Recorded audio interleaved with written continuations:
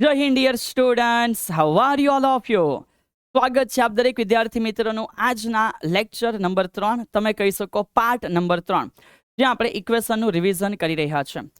આપ દરેક વિદ્યાર્થી મિત્રો બહુ જ સારી રીતે કમ્પ્લીટ કરી રહ્યા છો. સર, 1 બાય 1 દરેક ચેપ્ટરના ઇક્વેશનનો અમે રિવિઝન કરી રહ્યા છે અને આજનો આ જે પાર્ટ 3 છે એની અંદર આપણો ટાર્ગેટ છે ચેપ્ટર નંબર 8, ચેપ્ટર નંબર 9 અને ચેપ્ટર નંબર 10. અને બસ આના પછી એક વિડીયો હશે જેની અંદર આપણે તમામ ચેપ્ટરો પૂરા કરવા માટે આગળ વધીશું. સો સ્ટાર્ટ કરીએ.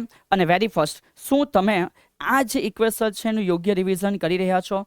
શું તમે ઇક્વેશન સાંભળ્યા પછી તમે એ જ વસ્તુને ફરી પાછી લખીને પણ એકવાર પ્રયત્ન કરવા ટ્રાય કરો છો? તો બસ તમારો જે એક્સપિરિયન્સ ઇક્વેશન સાથે છે એ જરૂરથી એકવાર જણાવી દેવું. કારણ કે ધ્યાન રાખજો, ધ બેસ્ટ થિંગ્સ, જેટલા ઇક્વેશનની પ્રેક્ટિસ વધારે, હા એટલું આપણા માટે જે એક્ઝામ છે એની અંદર MCQ માટે કોણ અગત્યનું છે એ ઇક્વેશનને ટાર્ગેટ કરવું આસાન થઈ જશે. ઇક્વેશન ક્લિયર હશે તેના આધારે ઘણા બધા કન્સેપ્ટો છે એ બહુ ક્વિકલી તમે સોલ્વ કરી શકો છો. અને મોસ્ટ ઇમ્પોર્ટન્ટ થિંગ્સ, જ્યારે કોઈ નાના ટ્વિસ્ટ હોય ને એ બી ફંડામેન્ટલ જો તમને ક્લિયર હશે તો તમે આરામથી સોલ્વ કરી શકશો. ચલીએ તો સ્ટાર્ટ કરીએ છીએ. સૌથી પહેલાં સર, આપણા જે અત્યાર સુધીના ચેપ્ટરો છે, હા, સો એ ચેપ્ટર 1, 2, 3, 4, 5, 6 વગેરે ત્યાંથી કમ્પ્લીટ કરતાં આપણે આગળ વધી ગયા છે ચેપ્ટર 7 પછી નેક્સ્ટ અગાડી ચેપ્ટર 8. ઓકે, સો ચેપ્ટર 8 તમે જાણો છો નાનું બચ્ચું છે સર, એકદમ સિમ્પલ ચેપ્ટર છે. સો સર સ્ટાર્ટ કરે છે ચેપ્ટર 8. તો ડિયર, અહીંયાથી ચેપ્ટર 8માં અગત્યના જે સમીકરણ છે એની અંદર તમે જાણો છો કે સર સૌથી પહેલું જો આપણે સ્ટાર્ટ કરીએ તો અહીંયાથી આપણને આઈડિયા આવે છે કે મેક્સવેલજી છે ટોટલ 4 સમીકરણોની ચર્ચા આપણને કરે છે, જ્યાંથી જ આપણે સ્થાનાંતર પ્રવાહને શીખીશું. સો અહીંયા વેરી ફર્સ્ટ મેક્સવેલના 4 સમીકરણ. સર, ક્લોઝ ઇન્ટિગ્રેશન, સૌથી પહેલું ઇક્વેશન આપણે લખીએ છીએ E ઇન્ટુ ડીએ માટે. તો E ઇન્ટુ ડીએ જે છે એ આપણને વિદ્યુતીય ફ્લક્સ આપે છે, જેનો મિનિંગ સિગ્મા ક્યુના છેદમાં એપ્સિલોન નોટ છે. સર, ગોસનો નિયમ, ફાઇન. નંબર 2 આપણે કહી શકીએ કે સંકલનમાં જે આપણી પાસે E ઇન્ટુ ડીએલ છે, ફાઇન. તો એ આપણને EMF આપે છે, હા ને? અને એનો જે આન્સર છે એ આપણે ભણી ચૂક્યા છે, માઇનસ d∅/dt છે ફેરાડે અનુસાર. એ બી આપણે રિવાઇઝ કરી ચૂક્યા છે. નંબર 3 આગળ વધીએ. સંકલનની અંદર B ઇન્ટુ ડીએ એને આપણે જો બંધ ગાળા માટે લઈએ છીએ ત્યારે ફરી પાછું ફ્લક્સ આપે છે. ગોસના નિયમ પ્રમાણે એનો આન્સર 0 છે. આ વિદ્યુતીય ફ્લક્સ છે અને અહીં મેગ્નેટિક ફ્લક્સ છે.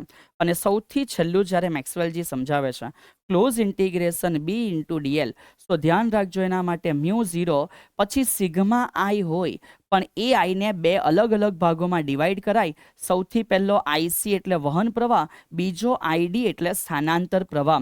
અને એટલે ધ્યાન રાખજો કે જે સ્થાનાંતર પ્રવાહ છે ID તમે લખી શકો dq ના છેદમાં dt. કેપેસિટર માટે સમજી રહ્યા હોય ત્યારે d ના છેદમાં dt. Q માટે C ઇન્ટુ V આપણે લખી શકીએ. C કોન્સ્ટન્ટ છે, આપણે એને બહાર કાઢી લેશું તો C dV ના છેદમાં dt આપણને પ્રાપ્ત થશે. હજુ અગાડી સાહેબ લખવું છે તો C નો મિનિંગ એપ્સિલોન નોટ A ના છેદમાં D હોય છે. V એટલે E ઇન્ટુ D લખી શકાય. યસ, અંતર, હા, તો આ D અને D કેન્સલ થશે. d/dt આપણી પાસે અહીંયા વિદ્યુત ક્ષેત્ર બચે છે. કોઈ અહીંયાથી A ને અંદર મૂકીને ફ્લક્સ પણ લખી શકે. તો એપ્સિલોન નોટ એ અંદર જાય છે, તો d/dt અહીંયા વિદ્યુતીય ફ્લક્સ બી આપણને પ્રાપ્ત થાય. ધ્યાન રાખજો. અને આ ID બીજું કંઈ નથી પણ એને આપણે બોલી રહ્યા છે કે એ સ્થાનાંતર પ્રવાહ તરીકે અહીંયા આપણને મદદ કરે છે સમજવામાં. અને બધા ધ્યાન રાખજો, વહન પ્રવાહ અને સ્થાનાંતર પ્રવાહની કિંમત સમાન જ હોય છે. બસ વહન પ્રવાહ પરિપથમાં છે, જ્યારે સ્થાનાંતર પ્રવાહ એ જ્યાં વિદ્યુત ક્ષેત્ર ચેન્જ થઈ રહ્યું છે કેપેસિટરની 2 પ્લેટ વચ્ચે, ત્યાં આપણને જોવા મળે છે. આ ઇન્ફોર્મેશન પૂરી થઈ જાય પછી અગત્યનો પાર્ટ છે સર, જેટલા બી વિદ્યુત ચુંબકીય તરંગો છે, હા, એના માટેની લાક્ષણિકતાઓ. તો એ લાક્ષણિકતામાં વિદ્યુત ક્ષેત્રનું સમીકરણ E = E0 સર સાઇન વિધેયને ફોલો કરે. માની લો કે તરંગ x અક્ષમાં જાય છે, હા, સો kx - ωt વિદ્યુત ક્ષેત્ર y અક્ષમાં હશે. અને ચુંબકીય ક્ષેત્ર એ બંનેને લંબ હોય, સો B0 થઈ જશે, વિધેય સેમ રહેશે. kx તો છે જ, -ωt એ પોતે z અક્ષમાં હોય, તેથી આપણને k કેપ મળે. આપણે એ બધા ધ્યાન રાખવાનું છે કે જે વિદ્યુત ક્ષેત્ર છે અને ચુંબકીય ક્ષેત્ર છે એકબીજાને લંબ હશે અને એની જે દિશા છે એ આપણને તરંગ પ્રસરણની દિશા આપે છે. આ પૂરું થયા પછી E અને B વચ્ચે સંબંધ છે. તો E/B ની વેલ્યુ RMS હોય કે પછી મેક્સિમમ હોય, એનો જવાબ C જેવો મળે. અને શૂન્યાવકાશમાં જે વિદ્યુત ચુંબકીય તરંગોની ઝડપ છે એ 1/√μ0 એપ્સિલોન નોટ આપણને પ્રાપ્ત થતી હોય. હવે એના જ પરથી આપણને ખબર પડે સર એ જ વસ્તુ જ્યારે મારે માધ્યમ માટે સમજવું છે તો ધ્યાન રાખજો કે માધ્યમમાં વેગ v ઇઝ ઇક્વલ ટુ 1 આના માટે થઈ જશે માધ્યમની વેલ્યુ મ્યુ એપ્સિલોન.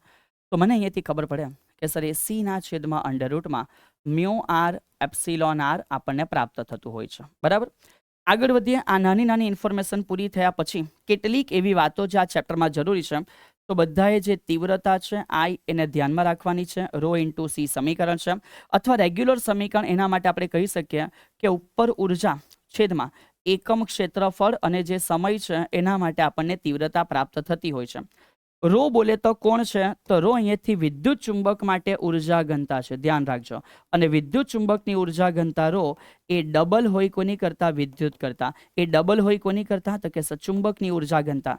તો રો નો જવાબ જે છે એ epsilon naught E square RMS મળે. લાઈક સિમિલર વેમાં બી સ્ક્વેર જે આરએમએસ છે એના છેદમાં મ્યુ નોટ પણ આપણને મળતો હોય છે. કોઈ મને અહીંયાથી પૂછે છે કે વિદ્યુત ચુંબકીય તરંગોની ઉર્જા ઘનતામાં રો ઈ અને રો બી નો ગુણોત્તર શું થશે? જવાબ 1:1 આવશે. તો આટલા એવા ઇક્વેશન છે જે આપણને બધાને ખ્યાલ હોય ને આ ચેપ્ટરમાંથી એ જરૂરી વસ્તુ છે. હા, બાકી કેટલીક નાની નાની વસ્તુ હશે જે આપણે બધાએ જાણી રાખવાની. અને પછી સર સૌથી ઇમ્પોર્ટન્ટ વાત કરે છે કે પાછળ તમે 7 તરંગો જોયા છે. હા, કેટલા તરંગો? 7. તો લાઈનમાં બધા યાદ રાખવાના. રેડિયો તરંગો, ઓકે. પછી જે છે એ માઇક્રો તરંગો છે. તો રેડિયો, માઇક્રો, પછી કોણ છે સર? ત્યાર પછી ઇન્ફ્રા આવશે, ત્યાર પછી દ્રશ્ય આવશે, દ્રશ્ય પછી અલ્ટ્રાવાયોલેટ આવે, પછી એક્સરે આવે ને છેલ્લે ગેમા. રાધા માટે તરંગ લંબાઈ મેક્સિમમ છે, તો રેડિયો છે એ માટે લેમ્બડા, અને ગેમા છે એના માટે તરંગ લંબાઈ મિનિમમ છે. એ પ્રમાણે આવૃત્તિ અરેન્જ કરી શકાય. ચલો, 8મું ચેપ્ટર એ ઓલ ઓવર નાની વસ્તુ છે. આગળ વધ્યા. નેક્સ્ટ જે સૌથી અગત્યનું કહી શકાય, ઘણા બધા ઇક્વેશન છે સર. Chapter number 9. હા, મેઇન આનો ખેલ આપણા માટે બહુ જ આવશ્યક છે. ચલીએ તો ચેપ્ટર નંબર 9 અહીંયાથી સર સ્ટાર્ટ કરે છે. સૌથી પહેલા સર સૌથી સિમ્પલ થિંગ્સ. આર જે છે ને is equal to twice F. F એટલે કેન્દ્ર લંબાઈ અને આર એટલે અરીસા માટે વક્રતા ત્રિજ્યા. સો સૌથી simple equation R is equal to twice F. અરીસા માટે આપણે વાતો કરી રહ્યા છે, બરાબર છે. ત્યાર પછી અરીસાનું સમીકરણ 1/f is equal two 1/u plus 1/v હોય છે.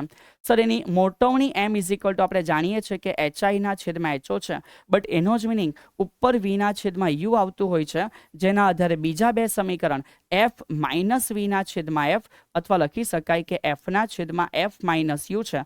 જો મોટવણીનો જવાબ 1 કરતાં મોટો એટલે પ્રતિબિંબ મોટું મળે, મોટવણીનો જવાબ 1 કરતાં નાનો એટલે પ્રતિબિંબ નાનું મળે. જો મોટવણીનો જવાબ પ્લસ છે તો પ્રતિબિંબ આભાસી અને ચત્તુ હશે. જો મોટવણીનો જવાબ નેગેટિવ છે, આનો મિનિંગ પ્રતિબિંબ જે છે એ ઉલટું અને વાસ્તવિક હશે. તો આવી નાની નાની બાબતો આપણે અરીસા માટે કમ્પ્લીટલી ધ્યાનમાં રાખવાની છે.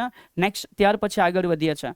સર અરીસાનો આ ખેલ પૂરો થાય ને, હા, એટલે અહીંયાથી પછી નેક્સ્ટ અગાડી પરાવર્તનની વાતો પૂરી થઈને આપણે વક્રીભવનમાં એન્ટર થઈએ છીએ. સો સર અહીંયાથી સ્ટાર્ટ કરે છે. ત્યાર પછી જે વક્રીભવન આપણે ભણીએ છીએ, તો વક્રીભવનમાં સૌથી પહેલું વક્રીભવનાંક n is equal two C ના છેદમાં v. બધાને મોડે હોવું જોઈએ. n જે આપણો હવા માટે છે એ કહેવા માટે 1 છે, બટ એક્ઝેક્ટ જો તમે એને ફાઇન્ડ આઉટ કરો તો 1.00029 છે.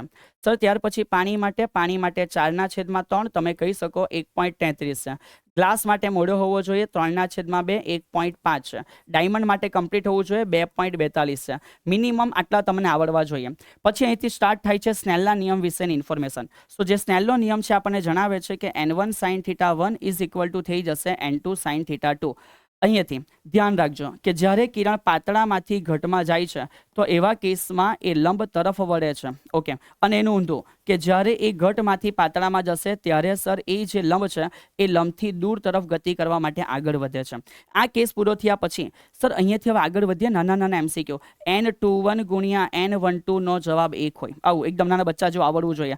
n21 is equal two 1/n21 છે. તો આવી નાની નાની વસ્તુઓ વક્રીભવનાંક વિશે આપણને બધાને ક્લિયર હોવી જોઈએ, રાઈટ છે.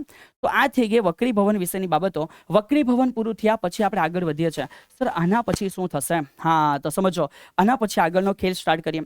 તમે કહી શકો સર વક્રીભવનનો ખેલ પૂરો થયા પછી આભાસી અને વાસ્તવિક, ઊંચાઈ અને ઊંડાઈ, બહુ જોરદાર શોર્ટ ટ્રીક. બધાએ HI ના છેદમાં HO લખી દેવાનું. આભાસી, વાસ્તવિક. એન ક્યાંથી જોયું, બસ આટલું ધ્યાન રાખો. એન ક્યાંથી જોયું અને એન તમે ક્યાં જોયું, આટલી વસ્તુની વેલ્યુ મૂકી દેવું એટલે જે માંગ્યું હોય એ બીજું તમને મળી જાય. આના પછી આપણા માટે આવે ટોટલ ઇન્ટરનલ રિફ્લેક્શન, પૂર્ણ આંતરિક પરાવર્તન, જ્યાં આપણો સાઇન આઈસી ક્રાંતિકોણ જે છે એ 1/n બને. અને સાઇન આઈસી ઉપર ધ્યાન આપજો કે જો વક્રીભૂત કોણ પૂછવામાં આવે તો વક્રીભૂત કોણની જે વેલ્યુ હોય એ આપણા માટે 90 ડિગ્રી થઈ જશે. કેટલી થઈ જશે? 90 ડિગ્રી. સર જે ક્રાંતિકોણ છે આઈસી, હા, એ સૌથી નાનો ડાયમંડ માટે છે, એનો આન્સર 24 ડિગ્રીની આજુબાજુ આવી જશે. એટલે એમાં વારંવાર પૂર્ણ આંતરિક પરાવર્તન થાય એટલે ઝળહળતો દેખાય. બેટા કેવો દેખાય? ઝળહળતો. ઓપ્ટિકલ ફાઇબરમાં બી વારંવાર પૂર્ણ આંતરિક પરાવર્તન થઈને તરંગોને આપણે અતિ દૂર સુધી મોકલીએ છીએ. તો આ થઈ બેટા આપણા માટે ક્રાંતિકોણ વિશેની કેટલીક ઇન્ફોર્મેશન પૂર્ણ આંતરિક પરાવર્તનની અંદર. સાહેબ એ ખેલ પૂરો થયા પછી, હા હવે સમજો, એ પૂરું થયા પછી આપણે જ્યારે આગળ વધીએ ત્યારે આપણા માટે એન્ટર થાય ગોળીય સપાટી. ઓકે, તો આના પછી હેશટેગ સર સ્ટાર્ટ કરે છે કે ભાઈ જે ગોળીય સપાટી છે એના વિશેની ઇન્ફોર્મેશન. આ ફોનને અત્યારે રિંગ થવું છે, ખબર નહીં યાર. હા ચલીએ. તો સર સ્ટાર્ટ કરે છે બેટા ગોળીય સપાટીનું સમીકરણ એ આપણા માટે છે -n1/u plus n2/v is equal to n2 - n1 divided by r. હા, તો બધા ધ્યાન રાખજો કે r એટલે ત્રિજ્યા, u વસ્તુ અંતર, v પ્રતિબિંબ અંતર, n2 ગોળીય સપાટી અને n1 એટલે બહાર રહેલું જે માધ્યમ છે એના માટે વક્રીભવનાંક. અને એ ગોળીય સપાટીની વાત પતી જાય એના બેઝ ઉપર આપણે આગળ વધીએ છીએ, જ્યાં આપણે લેન્સ માટેનું જે મેઇન સમીકરણ છે, સર બોલી શકાય લેન્સ માટે લેન્સ મેકર્સના સમીકરણ, એના પર આગળ વધીને 1/f is equal to n2 - n1/n1 in the bracket 1/r1 - 1/r2 મેળવીએ છીએ. જ્યાં ધ્યાન રાખજો બેટા સર શું કહે છે કે આ બધા ખ્યાલ રાખજો, પણ આ વેલ્યુ પોઝિટિવ અને આ વેલ્યુ નેગેટિવ બહિર્ગોળ માટે ઇનડાયરેક્ટલી આવું થઈ જતું હોય છે. અને એ જ લેન્સ માટે ગૌસનો નિયમ 1/f is equal two -1/u plus 1/v મળે છે. બાકી મોટવણી તમે આ ફોર્મેટથી લાવી શકો છો લેન્સ માટે, કોઈ ના નથી. બરાબર છે? હા સર, એમાં ખાલી માઇનસ પ્લસમાં અલગ છે, આપણે કાળજી રાખવાની. લેન્સ માટેનો આ જે ખેલ છે એને સમજતા સમજતા પછી આપણે આગળ વધીએ તો એક નાની પેટર્ન. સર કહે છે કે જ્યારે મને પૂછે ને પાણીમાં કેન્દ્ર લંબાઈ કેટલી છે, તો લેન્સની કેન્દ્ર લંબાઈ પાણીમાં હવા કરતાં 4 ગણી હોય ડાયરેક્ટ. અથવા મને કોઈ બી માધ્યમમાં પૂછે છે અને મને હવામાં ખબર છે, તો એ માધ્યમનો વક્રીભવનાંક ઉપર ને હવાનો નીચે, પછી લેન્સમાંથી અલ્ટરનેટ બાદ કરી દેવાનો, ઉપર હવાનું અને નીચે પાણીનું. અહીંયાથી તમારો એક દાખલો સરળતાથી પૂરો થઈ જશે. લેન્સ વિશેનો ખેલ પૂરો થયા પછી જ્યારે અહીંથી આપણે આગળ વધીએ છીએ, સો લેન્સ પછી હવે અહીંયાથી આપણે સ્ટાર્ટ કરીએ છીએ સંયોજન. હા, તો એક લેન્સ પતે પછી આપણે સંયોજન ચાલુ કરીએ છીએ. સંયોજન માટે કેન્દ્ર લંબાઈ 1/f is equal two 1/f1 plus 1/f2 plus up to and. Sir અહીંયા પાવર માટે વાત કરીએ તો બધા ધ્યાન રાખજો કે જે 1/f છે બેટા, એ 1/f માટે જ્યારે આપણે પાવરની ચર્ચાઓ ચાલુ કરીએ તો પાવર બેટાનો ઊંધો છે. હા, 1/f છે એ આપણને એકચ્યુઅલી પાવર p સમજાવવા માંગે છે. અને એટલે power p is equal two p1 વત્તા p2, હા, વત્તા અપ ટુ એન્ડ. સર અહીંયા લખી દેવું. હા, તો લખી દઈએ છીએ કે જે પાવર છે એ પાવર p બરાબર 1/f છે જ્યારે મીટરમાં છે, અને power p is equal two 1/100/f છે જ્યારે સેન્ટીમીટરમાં. કેમ? મીટરને સેન્ટીમીટરમાં કન્વર્ટ કરીએ છીએ. એ થઈ જાય પછી એના સંયોજનની મોટવણી m is equal two m1 ગુણ્યા m2 ગુણ્યા અપ ટુ બેટા એન્ડ સુધી જવાનું છે, જ્યારે લેન્સ માટે કોમ્બિનેશનમાં પૂછ્યું હોય મોટવણી કેટલી.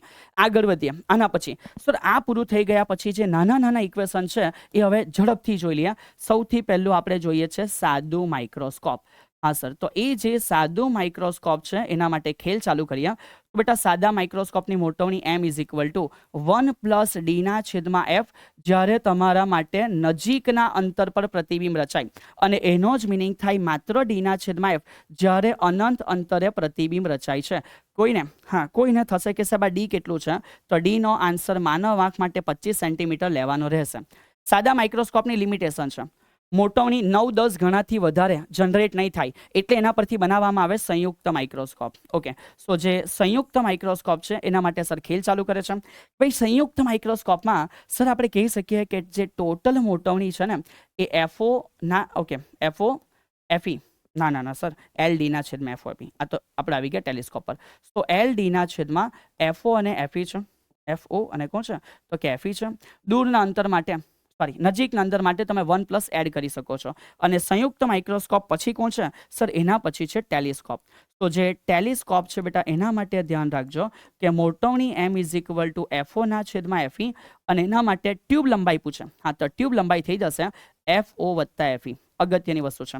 અને હવે જે બાકી રહી ગયું, મને ખબર છે તમે એની વેઇટ કરો છો, #પ્રિઝમ. બહુ જ અગત્યની વસ્તુ છે, ધ્યાન રાખજો. 3 સમીકરણ. સૌથી પહેલું પ્રિઝમનું સમીકરણ A + delta = I + E. Must be remember. જ્યારે તમારા માટે ડેલ્ટા મિનિમમ હોય, ઓકે સર, સમજી ગયા કે જ્યારે અમારા માટે જે ડેલ્ટા છે એ કેવા છે? ડેલ્ટા જે છે એ લઘુત્તમ હોય, મિનિમમ. તો ત્યારે I નો જવાબ E જેવો, વક્રીભવનમાં R1 R2 ના જવાબ A/2 જેવા થઈ જશે. અને સર અહીંયાથી કહે છે બેટા કે અહીંયા જે પાતળો પ્રિઝમ છે એ પાતળા પ્રિઝમ માટે ધ્યાન રાખજો, વિચલન ડેલ્ટા m = A n-1. અગત્યનું સમીકરણ છે. અને સૌથી છેલ્લું પ્રિઝમનો વક્રીભવનાંક. તો n માધ્યમમાં અથવા તો સર કહે છે કે n કોઈ પ્રિઝમ છે એનો વક્રીભવનાંક છે = શું આવશે સર? ઉપર આવશે sin A + ડેલ્ટા m/2 ના છેદમાં અમારા માટે થઈ જશે sin A/2. સો ઓલ ઓવર જે પણ કામની વસ્તુ છે ચેપ્ટર નંબર 9, ઘણા બધા ઇક્વેશન છે, બટ પ્રયત્ન કરો કે તમે ક્વિકલી આ બધી વસ્તુને યાદ કરી શકો. ખૂબ જ અગત્યની અને આવશ્યક વસ્તુઓ છે. નેક્સ્ટ બેટા સર, સૌથી હવે આપણા આજના પાર્ટ 3 નો લાસ્ટ જે ટાર્ગેટ છે કહી શકાય એવું ચેપ્ટર નંબર 10 કે જ્યાં સમીકરણ ઓછા છે પણ તકલીફ બહુ પડે. હા, તો કાળજી રાખજો. ચલો સર, સૌથી પહેલા સ્ટાર્ટ કરે છે કે જ્યારે મારી પાસે ઉદ્ગમ કેવું છે? સો જ્યારે મારી પાસે ઉદ્ગમ જે છે પોતે એકદમ ટપ્પુ છે તો ગોળ તરંગ નીકળે. હા, પછી મારી પાસે ઉદ્ગમ રેખીય છે તો બેટા ધ્યાન રાખવા, નળાકાર તરંગ નીકળે. કેવા તરંગો નીકળે? નળાકાર. અને આ જ જ્યારે અતિ દૂર જતા રહે ત્યારે આપણા માટે સમતલ તરંગ અગ્ર છે એ થઈ જતા હોય. આ આપણા હાઇગેન્સની ચર્ચા છે. પછી અહીંથી સ્ટાર્ટ કરીએ. હાઇગેન્સ પછીની ચર્ચાઓમાં બેટા શું થાય છે? તો હાઇગેન્સની અંદર શું આપણે પરાવર્તન સમજાવી શકીએ? તો કે હા, પરાવર્તન સમજાવાય, વક્રીભવન છે એ તો સમજાવાય જ છે.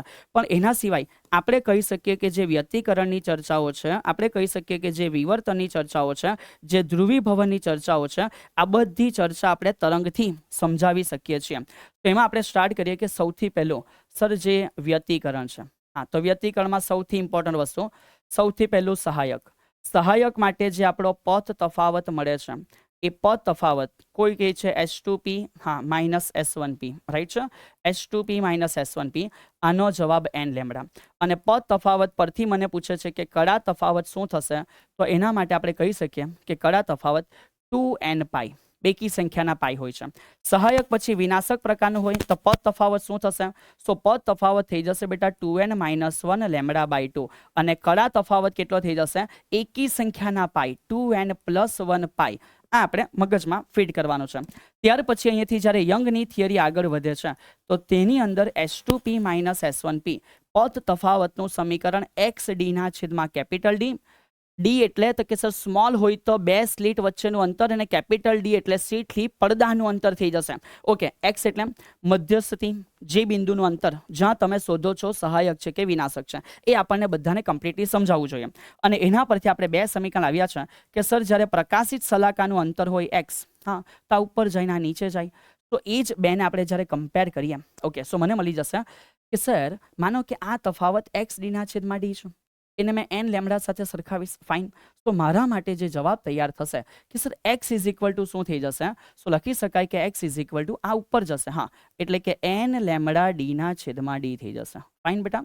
અને તો ધ્યાન રાખજો કે ઓકે સર, xD/D છે એને અમે n લેમ્બડા સાથે સરખાવીએ છીએ તો અમારો જે જવાબ છે એ આ બેને કમ્પેર કરવાથી x = n capital lambda capital D ના છેદમાં થઈ જશે સ્મોલ ડી. ફાઇન છે.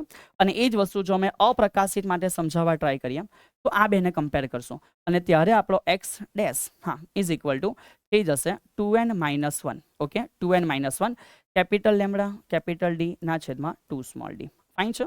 તો આપણને બધાને અહીંયાથી ક્લિયર હોવું જોઈએ. બીજું, ભલે આપણને બહુ જોવા નથી મળ્યું પણ ધ્યાન રાખજો કે જે λD/D છે એ આપણા માટે ક્રમિક અંતરો છે, સલાકા વચ્ચે.